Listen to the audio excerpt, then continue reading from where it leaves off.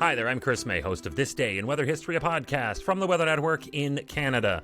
The Red River in Manitoba, it floods every season. So for it to be called the flood of the century, it would probably have to be something completely out of the ordinary. And this one was 2,500 square kilometers was covered completely in water. And that caused the displacement of 28,000 people. Now, just like we have talked on the podcast over the past several days about the flood in New Brunswick and the flood in Quebec, and you can catch those online anytime, there were a number of different factors, not the least of which being it was an incredibly snowy winter and it lasted late into the season. So late, in fact, that in April there was a blizzard in Manitoba. The ground was frozen, solid, therefore it locked out any additional moisture from being allowed to be absorbed in. Here's the other problem, is that the Red River Valley is actually as flat as a table. So when you get runoff, it fills up really quick.